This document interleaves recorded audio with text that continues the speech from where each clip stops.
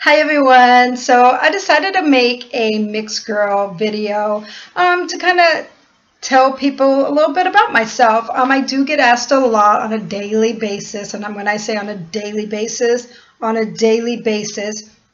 what am I? What ethnicity am I? So I decided to go ahead and make this video to kind of clear up the air a little bit. So question number one, what ethnicity am I? Well, my mom is white and my dad is black. Number two, what ethnicity do I get mistaken for? I really do get mistaken a lot with the Hispanic community, Brazilian, Puerto Rican, anything from the Middle East. I do get mistaken for Native American even. Mainly Hispanic. I get spoken to in Spanish a lot, especially when I used to live in California. So maybe I need to learn and pick up a little bit of Spanish. Number three, is my hair curly or straight? My hair is curly naturally. I keep it this way during the summertime just because it's a hassle when I love to go swimming and I love the beach. So, always having to wash your hair, blow dry it, and flat iron it on a daily basis, it's tiring. It takes the fun out of summer. So I keep it all natural. Number four, was coming from a different background challenging? I'm going to have to say yes and no. For the most part, when I was younger, I could say no. I guess you could say I was maybe colorblind. I don't really know if I seen color when I was younger. I was raised in an all-white family. My mom and my grandparents pretty much raised me. So with that being said, did I kind of look at my skin and be like, oh, you know what, I'm a little darker than my mom? I don't know if that really just came to my attention at such a young age. I think when I got a little bit older and I started seeing other kids the same color as me or darker than me, I was like, oh, we are different, stuff like that. And that's when I started realizing. But it wasn't as far as a challenge. It wasn't challenging for me in any way. I didn't, have a challenge because of the color of my skin. Number five, what background do you embrace the most? I embrace both. I think it's very important to embrace both. I think both heritage, Irish and Black, have such rich heritage and culture and background and history that I like to learn about them both. However, saying that, I do, because of the color of my skin, I do embrace more of the Black side just because when people view me or when I look at myself in the mirror, I see black.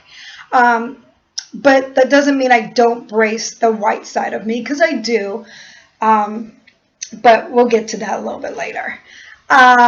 Question number 6. Have you ever been teased for being different? Absolutely. Growing up, I grew up in again, like I said, an all-white family in a state that was predominantly white.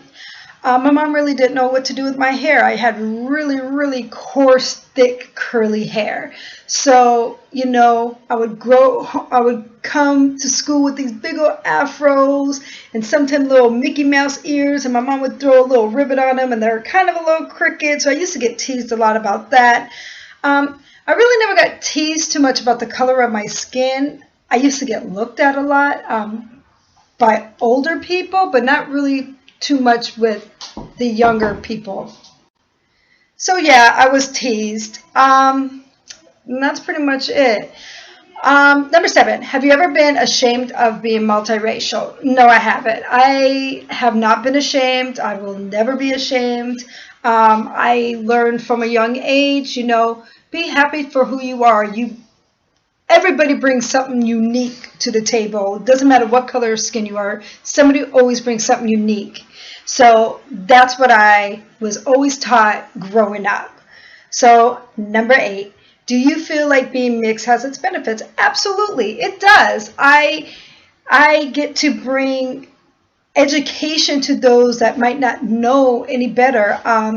If I'm talking to my Black friends and they might make a comment, I'll be like, hold up, I'm white too. I was raised by a white family. So, I have something to share.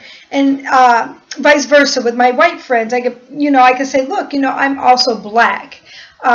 So I can educate in that way. And I think that's what needs to be said or talked about a lot, because a lot of people are too scared, when they're put in these two different groups. And I think the only people that can bring these two sides, these two great rich cultures together, are those like me who are mixed, because we know both sides. We know them and we love them and we embrace them.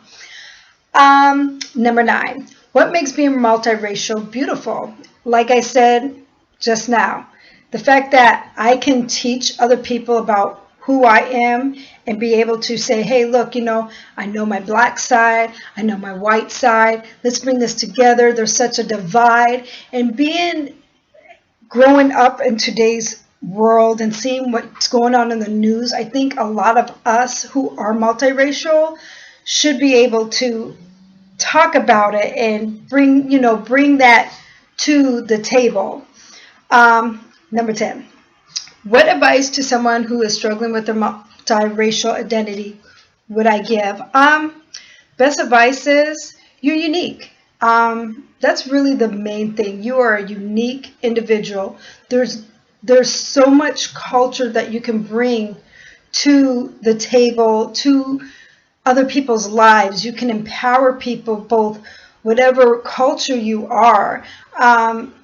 I think that's beautiful. I think having mixed races sets you apart from other people, because the majority of people are one race. And so they only view things on a point of view of their race. But when you're multiracial, you see multiple views and you share, and the feelings for these different cultures and races that you have, you feel a certain way that you can shed light to those who can't see. I think that's the best advice I can give. I really enjoyed making this video. It's not my best. This is actually my first video today, so let's see how this goes. Bye now.